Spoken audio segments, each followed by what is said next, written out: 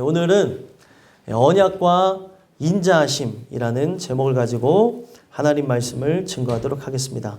저와 여러분이 느헤미야의 말씀을 함께 읽었는데, 이 느헤미야서를 보게 되면은 총독인 느헤미야가 총독이 아니죠. 느헤미야가 왕의 거의 두 번째, 세 번째 되어지는 가장 가까운 그 신하로서 하나님의 그 은혜를 따라서 그 다른 땅에서도 빛을 내는 사람이었는데, 거기서 그 왕하고 가장 가까운 사람이 술 따르는 관원장이에요. 근데 술 따르는 그 관원장의 직을 포기하고 자신의 고국 땅에 성벽이 무너졌다는 소식을 들으면서 자기의 모든 직함, 자기의 갖고 있는 명예, 권력을 내려놓고 바로 예루살렘의 총독으로 부임하면서 성벽을 재건하는 이야기가 느헤미야의 이야기라는 겁니다. 성경에 이 이야기가 역사적인 사건 속에 진행되어진 이유는 구약의 사건이지만 이 구약의 이야기를 통해서 나중에 예수님께서 하늘 보좌를 내려놓으시고 이 땅에 가장 낮은 존재로 우리보다 낮은 종의 형상으로 오셔서 우리를 위해 죽으실 것이다. 바로 그가 우리를 위해 죽으심으로 우리의 무너진 우리의 심령의 전 자체를, 우리의 무너진 내 안에 하나님의 나라를 세우실 것이다 라고 하는 걸 이야기해 주는 것이 느헤미야의 말씀이라는 겁니다. 그래서 이 느헤미야의 말씀을 보게 되면 느헤미야 이름 그대로 다 무너지고 죽어가는 백성을 일으키는 내용들을 오늘 말씀 속에서 이야기를 하고 있다는 겁니다. 그래서 이 느헤미야가 총독으로서 성벽을 재건하는 일들을 이렇게 할 때 오늘 우리에게 어떤 교훈을 주시는 거냐면, 이스라엘 백성은 선민으로서 하나님이 먼저 택한 백성으로서 그들이 하나님의 그 말씀을 좀 더 쉽게 이해하기 위해서 눈에 보여지는 것을 먼저 하나님께서 회복시키시고 보이지 않는 것을 회복해야 된다는 걸 가르쳐줬다는 거예요. 그래서 에스라와 느헤미야는 밀접한 연관성이 있는데, 에스라서에서는 바로 성전을 재건하고요. 그리고 이 느헤미야에서는 성벽을 재건합니다. 성전과 성벽을 재건하는 이야기를 통해 동일하게 얘기하고 있는 게 뭐냐면, 눈에 보여지는 성전을 재건했듯이, 눈에 보여지는 성벽을 재건했듯이 너희 안에 무너진 성전과 성벽을 재건하라.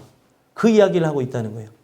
오늘 우리가 이 자리에서 함께 예배를 드리고 있지만 내 안이 어떠한지는 우리가 다 알 수가 없습니다. 우리가 땅끝 교회 가족으로 모여있지만 그 사람이 처한 모든 상황, 환경, 형편, 처지를 다 알지는 못한다는 거예요. 그래서 지금 이 심령의 전 자체가 무너져 있고, 그리고 보호를 받을 만한 성벽이 존재하지 않는, 언제든지 넘어질 수 있는 마음의 상태와 그리고 정신과 그리고 육신을 그렇게 가지고 살아가시는 분들이 존재할 수 있다는 겁니다.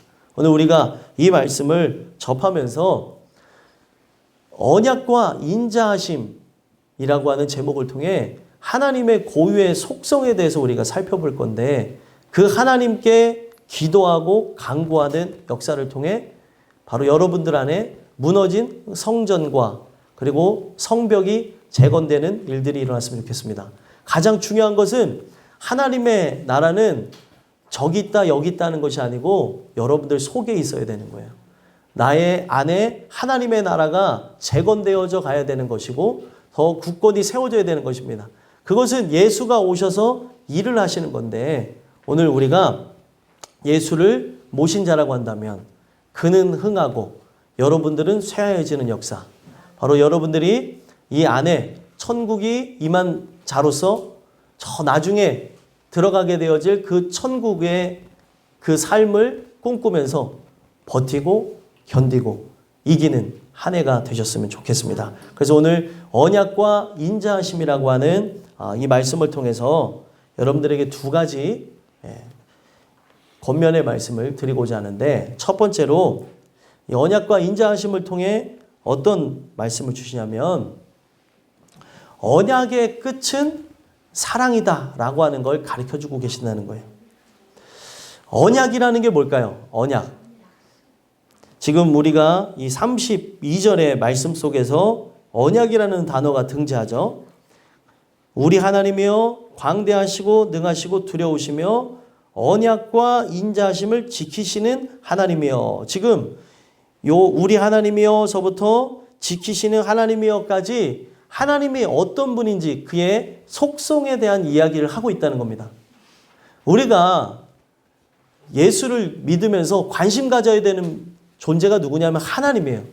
근데 오늘날 이 세대가 더 발달하고 그리고 사람들이 이 세상과 가까워지면 가까워질수록 하나님에 대한 존재가 멀어지는 걸 볼 수가 있거든요.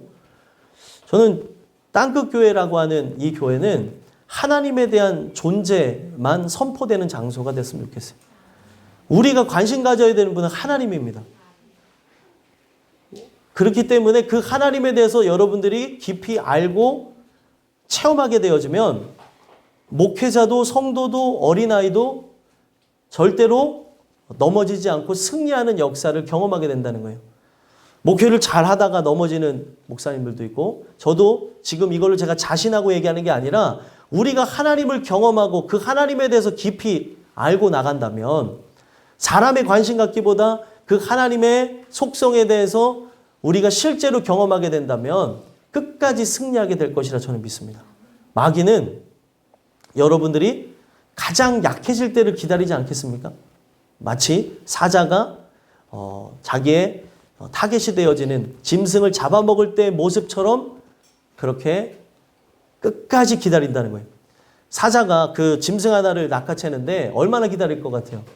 엎드려가지고 아주 오랜 시간 진짜 미련해 보일 정도로 어떻게 저렇게 몇 시간 동안 가만히 있을까? 그 표적이 내 앞에 가까이 와서 자기의 힘을 다해서 딱 움켜질 수 있을 때에 사자는 그때 움직인다는 거예요. 그러면 성경에 이 사단을 사자로 비유한 이유가 뭐냐면 여러분들을 기다리고 있을 수 있다는 거예요.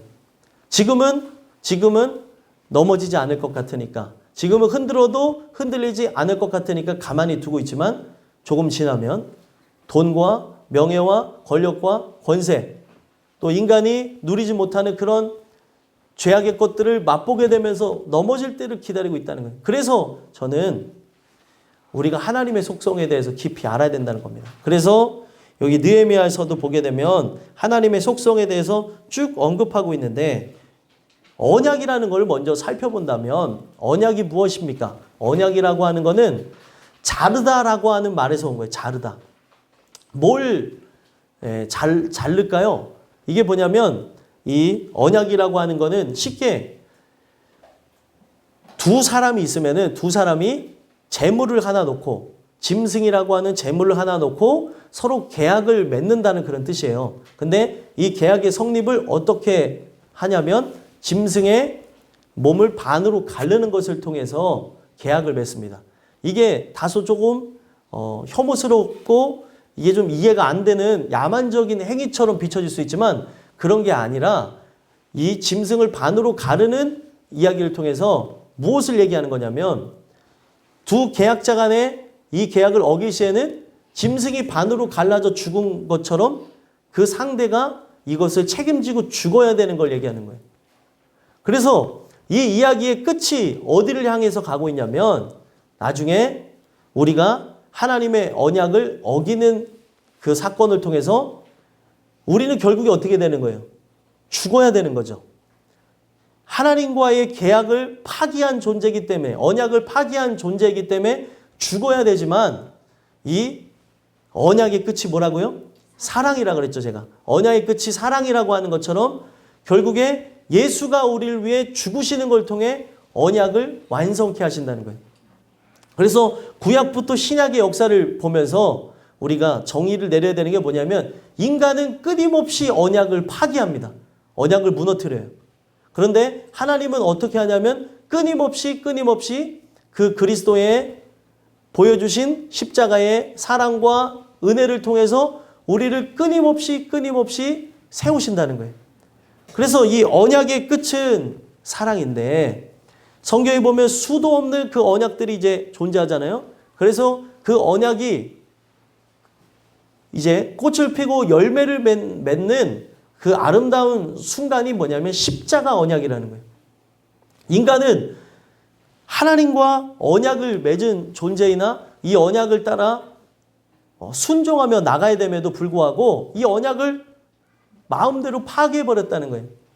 그래서 하나님께서는 이 온 세상을 창조하실 때 인간이 결국에 타락할 것을 미리 아시고 먼저 아시고 성경에 보게 되면 하나님이 모든 것을 다 안다라고 하는 그런 의미가 전지하다고 얘기하는 거예요. 전지. 과거, 현재, 미래를 관통하면서 모든 걸 아는 거예요. 그러면은 그분이 이 온 세상이 어디를 향해 나갈지를 알기 때문에 세상을 만들기 이전에 뭐를 계획했냐면 나중에 인간과 하나님이 언약을 맺으면 그 인간이 언약을 파기하는 것으로 하나님과의 그 계약 자체가 다 사라지게 될 텐데, 무너지게 될 텐데 이것을 어떻게 되나? 그의 아들 예수와 함께 이제 하나님이 이야기하시면서 그 아들 예수께서 죽으실 것을 작정하셨기 때문에 이 세상을 창조했다는 거예요. 하나님은 그런 분이에요. 하나님은 이 언약을 이제 이끌고 가시면서 인간 자체는 언젠가 언약을 무너뜨릴 존재. 아담과 하와가 그 자신이 갖고 있었던 완전한 자유의지를 갖고 죄악 세상을 바라다 보며 마귀의 뜻을 쫓아서 갈 것을 아셨다는 거예요. 그러면 그때부터 인간은 어떻게 된 겁니까? 영혼 자체가 죽은 거예요. 그래서 여기에 도덕과 윤리적인 기준이 높은 사람이 앉아 계실 수 있어요. 뭐 사람 자체가 여러분들 죄라고 하는 게 술 먹고 담배 피는 것만 죄가 아닌 거 아시죠? 이거는 그냥 기초적인 영역 중에 하나인 거고 이것뿐만이 아니라 항상 이 죄라고 하는 거는 우리의 마음속에서 끊임없이 올라오는 것인데 사람을 미워하고 정죄하고 비교하고 그리고 늘 기뻐해야 되는데 기뻐하지 않고 불평, 불만, 원망하는 그런 부분서부터 성경에 나열되어 있는 죄악을 보면은 여기에 안 걸리는 사람은 한 명도 없다는 거예요.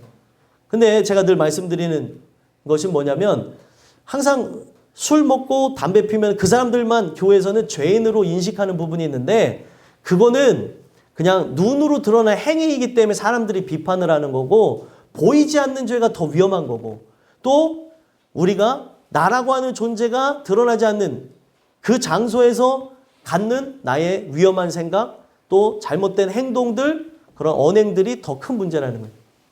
제가 얘기하는 거는 다 똑같은 죄인이라는 걸 얘기하는 겁니다. 근데 그 중에는 이렇게 자범죄를 잘 짓지 않는 도덕과 윤리의 기준이 높은 사람이 존재한다는 거예요. 그렇죠. 사람이 살다 보면 매너도 좋고 그리고 많은 사람들에게 인정받는 호인이 존재한다는 거예요. 그러면은 그런 사람들은 자기의 의가 무너지는 게 어려운데 나는 죄를 안 짓는데 나는 잘하는데 내 동생들이 문제지. 그지? 예은아? 네. 우리 예은이가 딱 저하고 이게 잘 맞는 스타일. 모태신앙이 갖고 있는 그런 문제점들이 있어요. 왜냐하면 어렸을 적부터 말씀 안에 잘하고 도덕적인 것, 윤리적인 기준이 높다 보면은 나는 잘하는데 왜 쟤만 못하는가? 제가 문제가 아닌가? 내 자신에 대해서 못 본다는 거예요. 근데 성경은 이게 문제가 아니라 진짜 근본적인 문제는 뭐예요? 원죄로 인해서 나의 영은 이미 죽어 있다는 거예요. 내가 아무리 잘한다고 한다 할지라도 의미가 없는 거예요. 내 영혼이 썩은 존재인데 쉽게 얘기하면 썩은 음식을 갖고 썩은 재료를 갖고 음식을 만들었다고 보세요. 물론 그걸 갖고 잘 먹는 민족들도 있지만 대다수의 사람은 그거를 먹을 수가 없습니다. 그렇죠? 뭐 심지어 기피해야 될 음식 중에 곱창과 막창이 있다고도 하잖아요. 제가 어떤 기사를 봤는데 왜 기피해야 될 음식이 있는가 하고 봤더니 거기에 잘 제거한다고 이물질을 제거한다고 하지만 이거는 그 안에 배설물이 차 있던 그런 것이었기 때문에 그것으로 만든 음식을 먹으면서 사람들에게 안 좋을 가능성이 있다고 의사는 기피해야 될 음식의 2등이 막창과 곱창이더라고요. 1등은 뭘까요? 탄산음료더라고요. 탄산음료 가장 좋아하는 사람이 지금 설교를 하고 있어요. 그러니까 인간이 그런 부분 속에서 내가 아무리 내가 조심해서 이것을 갖고 조리를 한다 할지라도 다 상한 걸 가지고는 사람의 몸을 건강하게 할 수가 없다는 겁니다. 그런데 우리 영혼 자체가 이미 망가진 상태에서 그리고 다 상한 상태에서 하나님의 영광을 돌린다고 하는 건 불가능하다는 거예요. 성경은 왜 불가능하다고 하냐면 인간이 아무리 그걸 흉내내고 또 육신의 모습으로 그것을 완전하게 한다 할지라도 인간의 의가 타락했기 때문에 인간의 의가 하나님의 의에 버금갈 수가 없기 때문에 부패하였기 때문에 하나님의 영광에 이를 수가 없다는 거예요. 그래서 우리는 이 내용을 보면서 아담과 하와가 언약을 어기는 걸 통해 모든 사람들은 죽을 때부터 태어날 때부터 죄송합니다. 태어날 때부터 어떻게 태어나는 거예요? 이 원죄를 갖고 태어나게 된다는 거예요. 이 원죄가 우리 안에 있어서 내 영혼을 망가뜨렸기 때문에 결국에는 내가 하나님과 나 사이에서 이 계약이 완전하게 성립이 될 수가 없는 거예요. 내가 아무리 그를 위해서 산다고 한다 할지라도 거듭남이 없이는 은혜를 통해서 우리가 새롭게 되어지는 그런 역사가 없다고 한다면 우리는 이 언약의 성립이 존재가 될 수가 없다는 거예요. 그래서 성경은 우리가 자범죄를 잘 짓지 않는 존재라 할지라도 이 원죄로 인해 나의 영혼은 부패했기 때문에 저 영원한 나락으로 간다는 거예요. 그래서 제가 늘 말씀드리는 게 뭐죠? 영혼 자체가 썩었기 때문에 영 자체가 망가졌기 때문에 마음 자체도 삐뚤어질 수밖에 없고 우리의 행동 그리고 말 또한 하나님의 뜻을 거스릴 수밖에 없게끔 만들어져 있다는 거예요. 그렇기 때문에 우리가 이 언약이 새롭게 갱신이 되어지려면 어떻게 해요? 이 언약이 이미 파괴됐어요. 나는 이미 망가진 상태에서 하나님과 계약을 이렇게 해서 나갈 수 있는 존재가 아니라는 거죠. 그렇기 때문에 성경은 결과적으로 어떻게 돼야 되는 거예요? 언약의 끝이 사랑이라 그랬죠. 십자가에 달리신 예수가 나를 위해 죽으셔야 나를 위해 죽으신 그 사건이 실제가 돼야 이 언약이 다시 살아나서 하나님의 영광을 위해서 살아가게 된다는 거예요. 자, 여러분들 제가 늘 청년들한테도 또 아이들한테도 하는 얘기가 있어요. 무엇을 얘기하냐면 우리가 먹든지 마시든지 무엇을 하든지 하나님의 영광을 위해서 살아야 된다는 얘기를 합니다. 근데 이거는 내가 노력하는 것, 내가 결단하는 게 아니고 하나님의 은혜 속에 언약이 새롭게 갱신되어진 사람. 그러니까 우리는 언약을 맺을 수가 없잖아요. 이미 부패한 존재이기 때문에 예수가 나를 위해 죽으시는 걸 통해 새롭게 살아나게 된 존재. 하나님의 은혜를 통해서 나의 본성을 거스르게 만든 존재만이 하나님 영광을 위해서 살아갈 수 있게 되는 거예요. 그래서 이 언약이라는 단어를 자세하게 보면은 이 언약이라는 단어가 어디서 오게 되는 거냐면 바로 선택하다라는 단어에서 왔어요. 언약이라고 하는 거는 아무하고나 맺는 게 아니라 선택한 존재하고만 맺는다는 거예요. 그래서 여러분들이 이 교회를 지금 다니시면서 말씀을 듣지만 항상 기도하며 간구해야 되는 건 뭐예요? 내가 선택받은 존재인가? 우리가 이 성전 뜰 안에 들어와서 여기에 우리가 신발을 벗고 우리가 실내화를 갈아 신고 이 땅은 밟을 수가 있다는 거예요. 근데 하나님께서 선택하지 않으면 거기서 끝나는 거예요. 이 안에 들어오는 것이 끝이 아니라 언약의 끝은 뭐라고요? 사랑이라고 그랬죠. 그 십자가의 사랑이 여러분들에게 현실이 되어질 때 우리가 달라지게 된다는 겁니다. 그러니까 이 언약은 하나님이 우리 망가진 존재를 살리시기 위해서 아들을 십자가에 내어준 거잖아요. 이 사건이 실제가 되어져야 여기 있는 모든 사람들이 하나님과 내가 함께 이제 예수님이 나를 위해 죽으신 것 때문에 언약이 다시 갱신되어지고 언약이 회복되어져서 어떻게 되어지는 거예요? 그분을 위해 우리가 헌신하고 그분을 위해 우리가 죽게 되어지며 나가는 역사들이 일어나게 되어진다는 거예요. 오늘 여러분들과 제가 이 언약의 끝은 사랑이라고 하는 이 내용을 통해서 여러분들이 제가 선택받은 존재가 맞다면 이 언약의 끝, 바로 이 사랑이라고 하는 십자가의 그 능력이 여러분들에게 임하게 되길 간절히 소망합니다. 이게 바로 하나님이 하시는 일들이에요. 우리는 이미 망가진 상태에서 하나님이 알 수 없는 그 오묘한 섭리에 의해 선택한 거기 때문에 누구는 구원하고 누구는 구원하지 않습니까? 라는 말을 할 수가 없다는 거예요. 다만 인간이 할 수 있는 건 뭐예요? 당신이 선택한 존재가 저이기를 소원합니다. 다른 존재가 아니고 나이길 원합니다. 내 아들이길 원하고 내 딸이길 원하고 내 남편이길 원하고 내 아내이길 원하고 나의 부모님이길 원하고 내 손주들이길 원하고 할아버지 할머니이길 원합니다. 이거를 기도하셔야 되는 거예요. 그러니까 왜 성경에 예루살렘의 딸들아, 예수님이 하신 말씀에 나를 위해 울지 말고 너의 자녀들을 울라, 너의 자녀들을 위해서 울라라는 말을 왜 하셨냐는 거예요. 이거는 울어도 못하는 거예요. 눈물 많이 흘려도 할 수 없는 게, 우리 찬양도 있잖아요. 울어도 못하네. 눈물 많이 흘려도. 오늘 우리가 여기 아이들이 예배를 드리고 있지만 이 아이들의 마음 그리고 생각 이렇게 만져주면서 컸으면 좋겠는데 쟤네들을 우리가 어떻게 할 수가 없다니까요.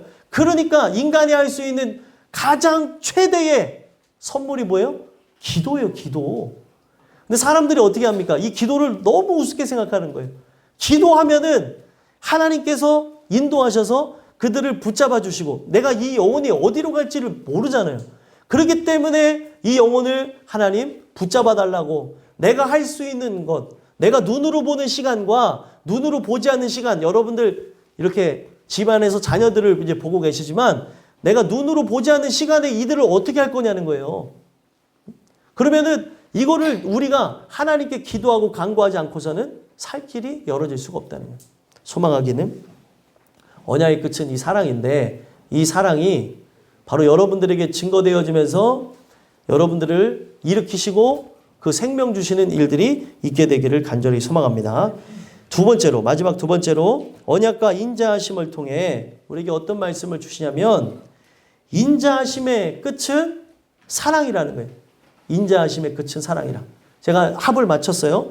자, 왜 인자하심의 끝은 사랑이라고 할 수 있냐면 자, 광대하시고 능하시고 두려우시며 라고 하는 그 부분을 제가 말씀 안 드렸었는데 이것은 하나님의 속성이잖아요. 이 속성이 폭발하는 게 인자하심이라고 하는 하나님만 소유하고 계신 독특한 그의 성정이라고 보시면 되겠어요. 그러니까 우리로 얘기하면 성격이라고 보면 되겠어요. 하나님이 갖고 있는 성격은 이런 부분이 있는 거죠. 그러니까 제가 갖고 있는 성격도 있어요. 제가 갖고 있는 성격에서는 뭐를 이렇게 보면은 이게 좋으면은 바로 사면 되는데 사기까지 이걸 또 검색해보고 뭐하고 고민해보고 그렇게 하고 그렇게 하고 그렇게 하다가 사니까 옆에 사람들은 답답하죠. 그리고 심지어 그렇게 보고 하다가 어떨 때도 있어요. 안 사는 경우도 있어요. 그럼 옆에 사람은 이거 아주 미치는 거예요. 그렇게까지 다 한 다음에 안 사니까. 그게 제가 갖고 있는 또 그냥 많은 잘못된 성격 중에 또 하나의 부분인데 하나님이라고 하는 분은 선하시고 잘못된 부분이 전혀 없으시죠. 인간이 이해할 수 없는 그 영역의 가장 큰 모습이 인자하심이라고 하는 그 부분인데 그 인자하심을 폭발하기 전에 광대하시고 능하시고 두려우시다라는 거 이거 한 번만 보시면 광대하다는 게 뭘까요? 광대라고 하는 이 단어를 보게 되면 어떤 뜻을 갖고 있습니까? 광대라고 하는 거는 인간의 머리로 상상할 수 없을 정도로 크다는 겁니다. 그래서 하나님이 얼마나 큰지를 단적으로 보여주기 위해서 우리가 알지 못하는 미지의 영역으로 존재하는 데가 우주죠. 우주가 얼마나 큰지 비교하는 뭐 그런 글들이나 영상을 보신 분들이 있는지 모르겠는데 우주가 너무 큽니다.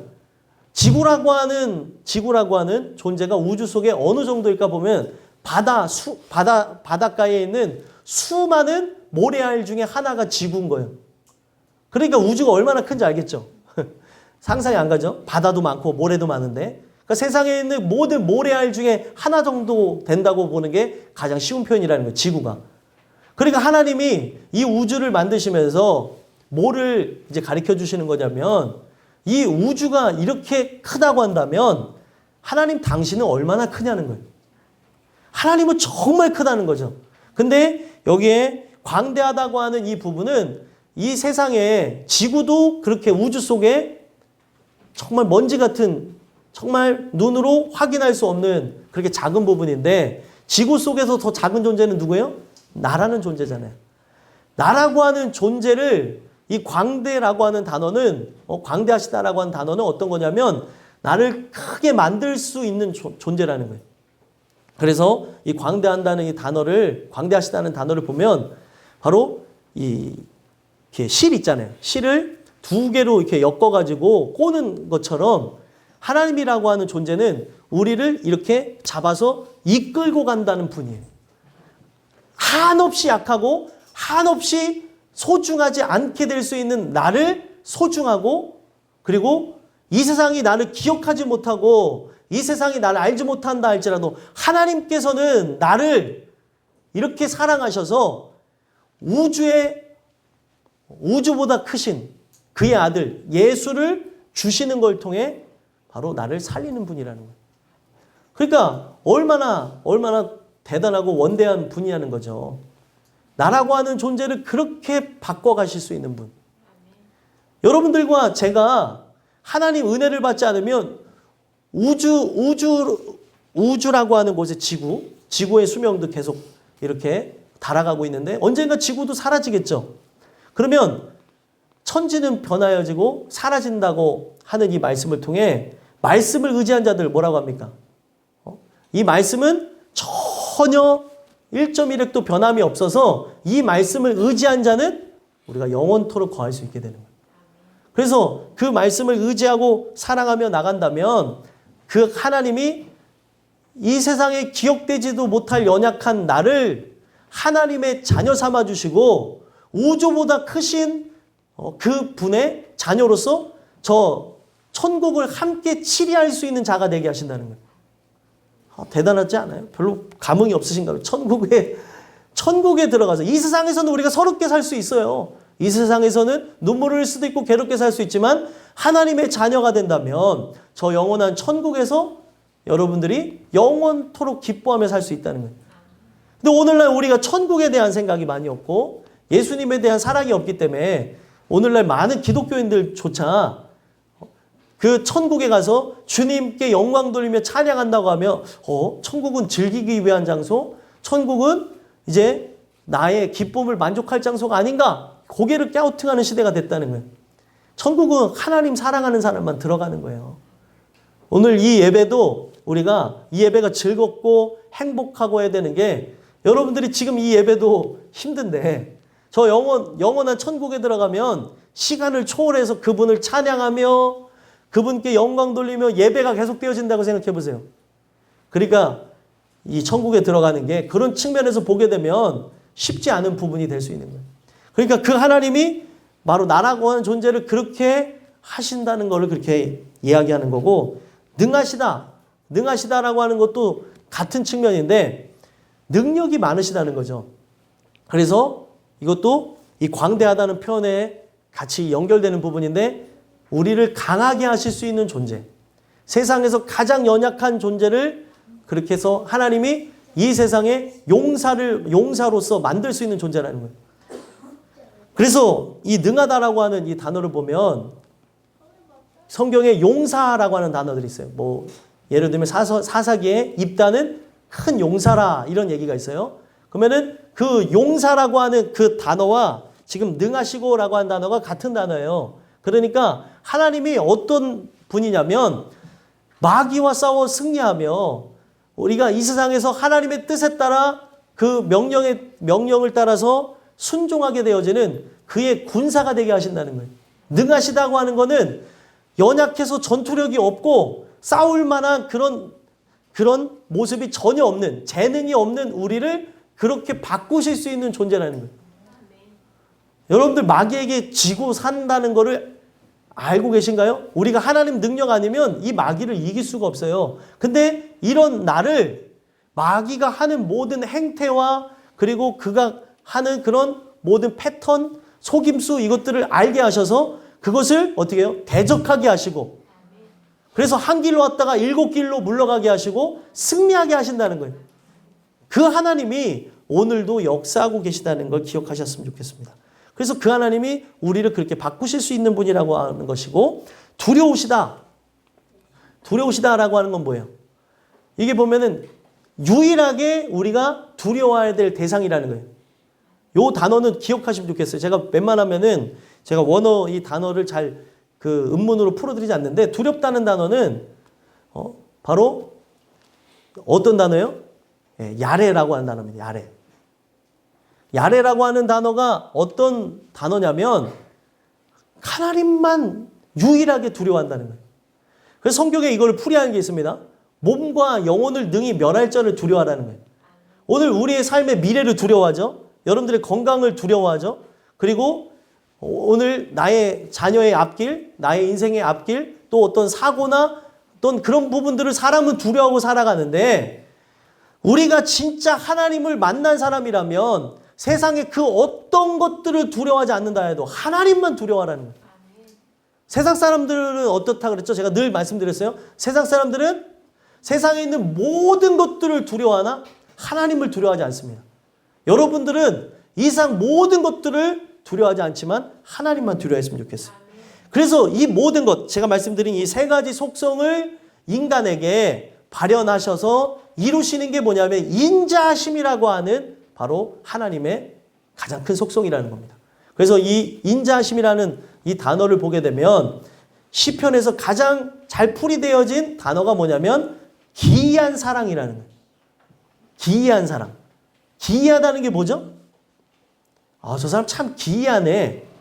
저 사람 참 기이하다는 게 어떤 표현이에요? 이상하다는 거죠. 그리고 인간의 머리로는 잘 이해할 수가 없다는 거. 기이하다는 게. 하나님은 그런 분이에요. 근데 거기에 하나 더 붙었어요. 인간의 머리로 이해가 안 되는데 그 하나님 자체의 속성이 뭐예요? 사랑이시라. 하나님은 사랑이시라 이러죠. 기이한 인간의 머리로 도저히 이해할 수 없는 뭐를 보여주신 분이에요? 사랑이 뭔지를 보여주신 분인 거예요. 그래서 사랑한다는 것 인간이 알 수도 없고 배울 수도 없고 느낄 수도 없으니까 사랑이 뭔지를 보여주기 위해서 여러분들이 생각할 땐 잔인할 수 있지만 제가 은혜 받기 이전에 잔인하다는 생각을 했던 게 뭐냐면 아들을 십자가에 매달았다는 거예요. 근데 은혜를 받고 보니까 이게 엄청난 사랑인 거예요. 인간의 머리로는 도저히 상상할 수 없는 거죠. 사랑이 뭔지를 보여줘서 걸어놨어요. 제가 예수님에 대한 표현을 그렇게 격화시킨 게 아니라 십자가에 아들을 매달게 하셨다니까요. 이거 성경에 나와져 있는 표현이에요. 아들을 거기다가 걸었대요. 매달았다는 거예요. 그래서 이 하나님을 찾고 의지하는 자들이 하나님이 얼마나 사랑이 많으신지를 보여줄 수 있도록 그 아들 예수를 십자가에 달게 하셔서 그 십자가에 달리신 예수를 보고 회복할 수 있도록 보고 변화할 수 있도록 길을 열어놓으셨다는 거예요. 오늘 여러분들과 제가 이 주신 말씀을 통해 그 하나님의 인자하심을 알게 되는 역사가 일어났으면 좋겠어요. 그래서 그 인자하심 때문에 지금 이스라엘 역사 속에서 이스라엘 역사를 여러분들 추격해보면 구약에서 이거 얘기한 역사의 가장 큰 핵심은 뭔지 아십니까? 배반과 배도예요. 끊임없이 배반합니다. 누구 모습하고 비슷해요? 내 모습하고 비슷하죠. 뭐 예를 들면은 그거예요. 우리가 그 신년에 다짐하는 것들이 여러분들 존재할 수 있어요. 그 다짐한 것, 다른 사람하고 다짐한 거 말고 하나님께 올 한 해 다짐했던 것 다 지켰냐는 거죠. 우리는 수도 없이 하루에도 하나님의 약속을 밥 먹듯이 이것을 무시해버리고 피해버리고 나의 상황에 따라서는 내가 팔지 말아야 될 사람도 팔아버리는 게 바로 우리들의 모습이라는 거예요. 살아가면서 많은 걸 경험하는데 사람이 궁지에 몰리게 되면 하지 말아야 될 행동들도 할 때가 있는 걸 보거든요. 근데 그 모습이 바로 저에게서도 나타나고 바로 우리들 모습 속에서도 나타나더라는 거예요. 수도 없이 언약을 깨트리는 거예요. 이걸 팔지 말아야 될 존재인데 사람들이 누굴 팔아요? 부모도 팔기도 하고 때로는 자식도 팔기도 하고 남편도 팔고 아내도 팔고 팔지 말아야 될 사람들을 팔아버리면서 그 잠시 잠깐의 위기를 모면하며 살아가고 있는 모습을 볼 때가 있다는 거예요. 심지어 하나님을 밥 먹듯이 우리가 그분 자체를 팔아버리면서 살고 있는 모습들을 본다는 거예요. 오늘 우리가 이 내용 속에서 봐야 되는 것, 이런 나를 하나님이 보시기에 사랑할 만한 구석이 있나요? 없어요. 그래서 저 사람이 선택받은 것도 은혜고 내가 선택받은 것도 은혜고 이것을 나의 의를 통해서 되어진 모습은 진짜 내가 은혜 받은 사람이라면 하나도 찾아볼 수가 없기 때문에 이게 바로 선물이라고 성경에서 얘기하기 때문에 자랑할 수가 없다는 거예요. 자랑할 수 없는데 왜 이렇게 자랑하고 왜 이렇게 특권의식에 사로잡혀 살아가냐는 거죠. 내가 누구보다 뛰어나서 이 은혜를 받은 게 아닌데 누구보다 뛰어나서 이 말씀에 대해서 내가 이해할 수 있고 깨닫게 되어진 게 아닌데 이거는 하나님의 선물인데 오늘 우리가 이런 부분들을 살펴보며 나가야 되는데 오늘 나의 의에 또 취해가지고 사단이 던져준 그런 죄악에 속아서 넘어간다는 거예요. 말씀을 잘 들었는가 안 들었는가 내가 청년들하고도 제가 이런 얘기를 했어요. 나중에 행동을 보면 알 수 있다고. 근데 고개를 끄덕거리고 아멘하고 그리고 그것에 대해서 인정한 다음에 바로 그 다음에 그 행동을 하는 경우들이 있다는 거예요. 청년들 얘기해서 미안해요. 근데 제가 왜 이런 얘기를 하냐면 그 청년의 모습이 또 제 모습이고 우리들의 모습인 거예요. 이 상태로 나가게 되면 우리의 삶에 어떤 재앙이라는 것이 연속되어진다고 한다고 했는데 맞죠. 이게 다 저의 문제죠. 이렇게 하면서도 그 길을 걸어가는 거예요. 그러면은 인생은 이게 하나님을 향해서 내가 삶을 살아간다고 생각해 본다면 이게 어디를 향해 가 있는 거냐면 하나님을 대항하면서 그 뜻을 거스르며 나가는 거예요. 이것의 끝은 뭐냐면 하나님을 대항한 것의 끝은 하나님이 진짜 택하여서 기이한 사랑이 아니면 멸망밖에 없는 거예요. 근데 오늘 우리가 멸망하지 않는 거는 그 하나님의 기이한 사랑이 나를 포기하지 않았기에 하나님의 뜻이 머물러 있기 때문에 지금 살아있는 거라는 거예요. 여러분들이 택한 존재라면 하나님이 끝까지 포기하지 않아서 승리하실 것입니다. 그러나 하나님이 택하지 않은 존재라면 언제든지 심판받을 수 있음을 기억하셨으면 좋겠고요. 인간편을 생각해야 되는 건 뭐예요? 이게 내가 자신할 수 있는 것이 아니기 때문에 우리의 모습을 항상 돌아보자는 거죠. 하나님은 그것을 반드시 이루실 것이지만 나라고 하는 존재는 언제 변한다 할지라도 이상하지 않은 존재예요. 왜요? 부패한 본성을 따라서 살아가는 육신을 내가 힘입어 살아가고 있기 때문에 육신을 소유하고 있기 때문에 그렇고요. 은혜로 충만하지 않으면 우리의 삶에 그런 모습이 나타날 수밖에 없다는 거예요. 그래서 지금 32절 한번 읽어볼까요? 읽어보겠습니다. 시작. 우리 하나님이여 광대하시고 능하시고 두려우시며 언약과 인자하심을 지키시는 하나님이여 우리와 우리 왕들과 방백들과 제사장들과 선지자들과 조상들과 주의 모든 백성이 아수르 왕들의 때로부터 오늘까지 당한 모든 환난을 이제 작게 여기지 마옵소서. 아멘.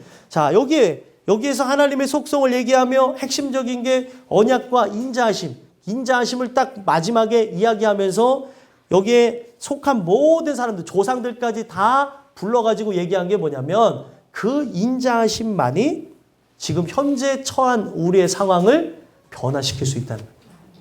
기이한 사랑. 하나님, 내가 하나님 앞에 흠모할 만한 거 아무것도 없지만 하나님 당신이 갖고 계신 인간의 머리로 이해 안 되는 그 사랑이라는 거, 기이한 사랑이라는 거, 그걸 통해서 저를 구원해 주십시오. 그 이야기를 시작하는 거예요. 그래서 보면은 33절에도 그러나 우리가 당한 모든 일에 주는 공의로우시니 우리는 악을 행하였사오나 주께서는 진실하게 행하셨음이니이다. 여기 보면은 우리가 당한 모든 일에 공의롭다라고 얘기해요. 그러면서 우리는 악을 행했다. 우리는 무조건 악을 행했다는 걸 얘기하고 근데 하나님은 어떻게 했대요? 진실을 행했대요. 우리는 계속 악을 행하고 하나님은 진실함으로 그 진리를 행하신다는 거. 이 진실이라는 단어가 변함이 없는 것을 세워놨다는 거예요. 그게 뭐예요? 십자가를 세워놨다는 거죠. 그 십자가를 통해서 구원하시지 않냐는 거예요. 우리는 계속 악을 행하고 멸망으로 나가지만 하나님은 그렇게 행하시지 않습니까? 뭘 얘기하는 거예요? 당신의 기이한 사랑.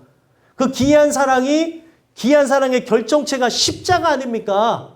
그 십자가를 세우신 그 하나님의 능력이 오늘 바로 죄악을 범한 이스라엘 백성 가운데 오늘 말씀을 듣는 우리 가운데 일어나길 원한다는 거예요. 그래서 계속 이어서 얘기하는 게 34절에도 우리 왕들과 방백들과 제사장들과 조상들이 주의 율법을 지키지 아니하며 주의 명령과 주께서 그들에게 경계하신 말씀을 순종하지 아니하고 결과적으로 딱 34절에서 얘기하고 있는 게 뭐예요? 경계하신 말씀을 순종하지 않았다는 거예요. 말씀을 거역했다는 거예요. 제가 말씀드린 대로 구약의 역사는 배반과 배도의 역사라고 그랬죠. 하나님의 뜻을 거역하며 나가는 거예요. 여러분들 우리가 송구영신 예배 때 다짐할 수도 있고 또 지금 이 예배를 드리면서 다짐을 하며 하는 게 뭐냐면 올해는 하나님의 영광을 위해서 살고자 다짐한다 할지라도 죄악을 따라 살아갈 수 있다는 거예요.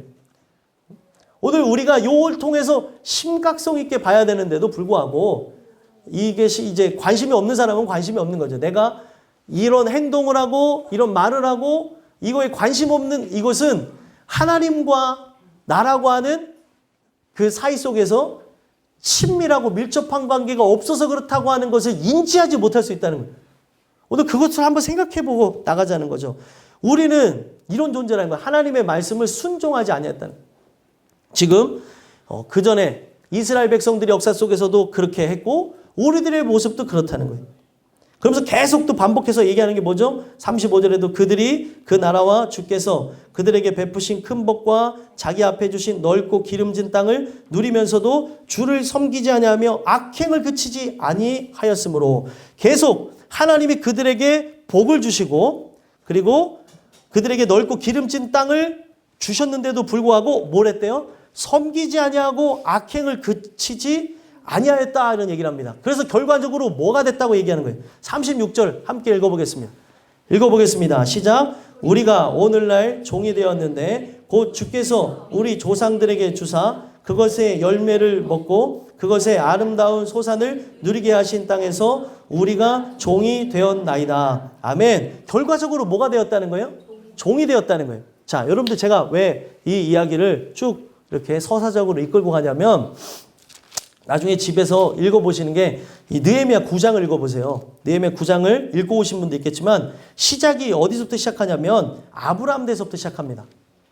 아브라함서부터 출애굽 그리고 유다 패망에서부터 그리고 이들이 배반했던 역사 돌아다 보면서 다시 바벨론의 포로 시대까지 이야기를 쭉 이끌고 오고 있어요. 이스라엘의 전체 역사를 이끌고 있는데 시작이 아담과 하와부터 시작하는 게 아니라 아브라함부터 시작하고 있다는 거예요.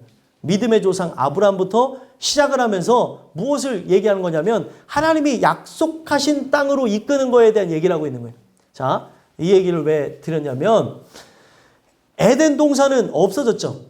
에덴 동산은 하나님께서 무너지게 하셨습니다. 사라지게 했어요.